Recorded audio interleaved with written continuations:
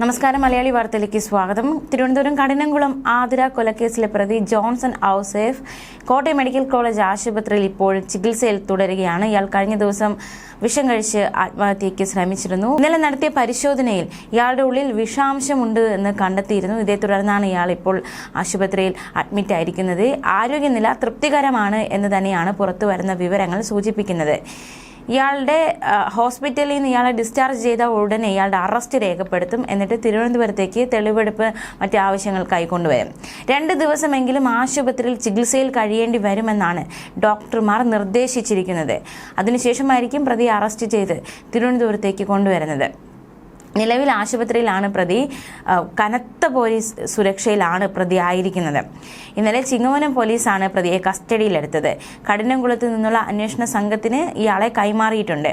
പ്രതിയെ പോലീസ് കോട്ടയത്ത് നിന്നാണ് പിടികൂടിയത്. ഇൻസ്റ്റഗ്രാമിലൂടെ ആതിരയുമായി ഇയാൾ സൗഹൃദത്തിലായി. പലപ്പോഴായി പണം തട്ടിയെടുത്തു. ഒപ്പം വരാത്തതുകൊണ്ട് കൊല. ഇതാണ് പോലീസിന്റെ നിലവിലെ നിഗമനം. എന്നാലും പ്രതിയെ ചോദ്യം ചെയ്ത് കൂടുതൽ വിവരങ്ങൾ അറിയേണ്ടതായിട്ടുണ്ട്. ആതിര കൊല്ലപ്പെട്ട് 3-ാം ദിവസമാണ് ഇയാളെ പിടികൂടിയിരിക്കുന്നത്. ചിങ്ങവനത്തെ ഒരു ഹോം സ്റ്റേയിൽ നിന്നായിരുന്നു ഈ പ്രതി പിടിയിലായത്. ഹോം സ്റ്റേയിൽ നേരത്തെ ജോലി ചെയ്തിരുന്ന ആളാണ് ഇയാൾ ഇവിടെ ഇയാളുടെ വസ്ത്രങ്ങൾ എടുക്കാൻ വന്നതായിരുന്നു. വിഷം കഴിച്ചുവെന്ന് ജോൺസൺ തന്നെയാണ് പോലീസിനോട് പറഞ്ഞത്. ഉടൻ പോലീസ് ആശുപത്രിയിലേക്ക് മാറ്റി. ചൊവ്വാഴ്ച രാവിലെയാണ് ആതിരയെ വീടിനുള്ളിൽ കഴുത്തിൽ കുത്തേറ്റ് മരിച്ച നിലയിൽ കണ്ടെത്തിയത്. നീണ്ടകര സ്വദേശിയായ ജോൺസൺ ഇൻസ്റ്റഗ്രാമിലൂടെയാണ് ആതിരയെ പരിചയപ്പെട്ടത്. ആതിരയുടെ മരണശേഷം ഭർത്താവ് തന്നെയാണ് ജോൺസണുമായുള്ള അടുപ്പത്തെക്കുറിച്ച് പോലീസിനോട് വ്യക്തമാക്കിയത്. ജോൺസന്റെ ഫോൺ സ്വിച്ച് ഓഫ് ആക്കിയതോടെ പോലീസിന് സംശയം വർദ്ധിച്ചു. കൊല്ലപ്പെട്ട ആതിരയുടെ സ്കൂട്ടർ ചിറയൻകീഴ് റെയിൽവേ സ്റ്റേഷനിൽ വെച്ച ശേഷമായിരുന്നു ജോൺസൺ ട്രെയിനിൽ കയറി രക്ഷപ്പെട്ടത്.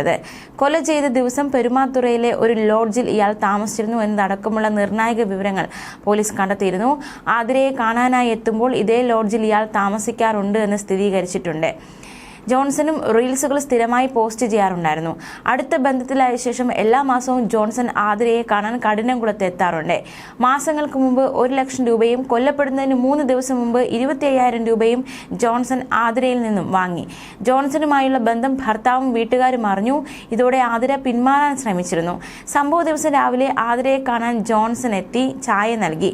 ഇതിനുശേഷം ക്ലോറോഫോം കൊണ്ട് മയക്കിയ ശേഷം കുത്തി എന്നാണ് പോലീസിന്റെ നിലവിലെ നിഗമനം. സോഷ്യൽ മീഡിയ വഴി ഫിസിയോതെറാപ്പിസ്റ്റ് എന്ന് പറഞ്ഞായിരുന്നു ജോൺസൺ ആതിരയുമായി പരിചയത്തിലായത്. എന്നാൽ കൊല്ലത്തും കൊച്ചിയുമായി ഇയാൾ കൂലിപ്പണി ചെയ്തിരുന്നുവെന്ന് പോലീസ് അന്വേഷണത്തിൽ കണ്ടെത്തുകയുണ്ടായി. എന്തായാലും ഇയാളെ കുടുക്കിയത് ഇയാൾ നേരത്തെ ജോലി ചെയ്തിരുന്ന വീട്ടിലെ വീട്ടമ്മയാണ്.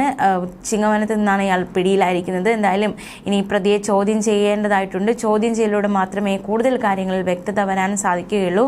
നിലവിൽ പോലീസിന്റെ നിഗമനം ഇതാണ്. അതുപോലെ ഇത്തരത്തിലാണ് അന്വേഷണം ഇപ്പോൾ മുന്നോട്ട് പോയിക്കൊണ്ടിരിക്കുന്നത്. ഇൻക്വസ്റ്റ് നടപടികളൊക്കെ പൂർത്തിയാക്കിയ ശേഷമായിരുന്നു ഈ മൃതദേഹം വിട്ടുകൊടുത്തത്. അതിനുശേഷം മൃതദേഹം സംസ്കരിച്ചിരുന്നു. ഫോറൻസിക് സംഘവും അതുപോലെ തന്നെ പോലീസും മറ്റ് വിദഗ്ധരടക്കമുള്ള വിരലടയാള വിദഗ്ധരടക്കമുള്ളവർ സംഭവ ദിവസം തന്നെ വീട്ടിലെത്തി പരിശോധന നടത്തിയിരുന്നു. ന്യൂസ് ഡെസ്ക് മലയാളി വാർത്ത.